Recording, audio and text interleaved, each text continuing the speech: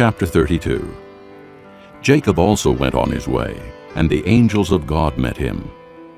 When Jacob saw them, he said, "This is the camp of God." So he named that place Mahanaim. Jacob sent messengers ahead of him to his brother Esau in the land of Seir, the country of Edom.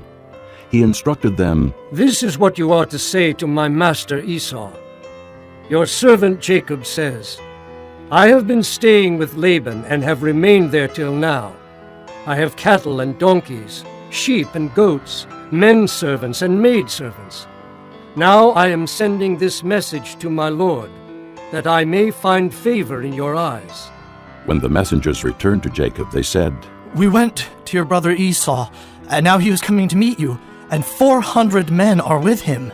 In great fear and distress, Jacob divided the people who were with him into 2 groups, and the flocks and herds and camels as well. He thought, If Esau comes and attacks one group, the group that is left may escape. Then Jacob prayed, O God of my father Abraham, God of my father Isaac, O Lord, who said to me, Go back to your country and your relatives, and I will make you prosper. I am unworthy of all the kindness and faithfulness you have shown your servant. I had only my staff when I crossed this Jordan, but now I have become 2 groups. Save me, I pray, from the hand of my brother Esau, for I am afraid he will come and attack me, and also the mothers with their children. But you have said, I will surely make you prosper, and will make your descendants like the sand of the sea, which cannot be counted." He spent the night there, and from what he had with him he selected a gift for his brother Esau, 200 female goats and 20 male goats, 200 ewes and 20 rams, 30 female camels with their young, 40 cows and 10 bulls, and 20 female donkeys and 10 male donkeys. He put them in the care of his servants, each herd by itself, and said to his servants, Go ahead of me, and keep some space between the herds.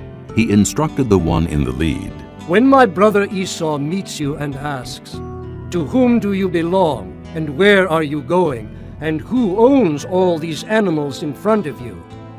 Then you are to say, They belong to your servant Jacob. They are a gift sent to my lord Esau, and he is coming behind us. He also instructed the second, the third, and all the others who followed the herds. You are to say the same thing to Esau when you meet him, and be sure to say, Your servant Jacob is coming behind us. For he thought, I will pacify him with these gifts I am sending on ahead.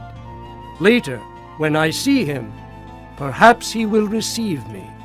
So Jacob's gifts went on ahead of him, but he himself spent the night in the camp. That night Jacob got up and took his 2 wives, his 2 maidservants, and his 11 sons, and crossed the ford of the Jabbok. After he had sent them across the stream, he sent over all his possessions. So Jacob was left alone, and a man wrestled with him till daybreak. When the man saw that he could not overpower him, he touched the socket of Jacob's hip, so that his hip was wrenched as he wrestled with the man. Then the man said, Let me go, for it is daybreak. But Jacob replied, I will not let go unless you bless me. The man asked him, What is your name? Jacob, he answered. Then the man said, Your name will no longer be Jacob, but Israel, because you have struggled with God and with men, and have overcome. Jacob said, Please tell me your name. But he replied, Why do you ask my name? Then he blessed him there.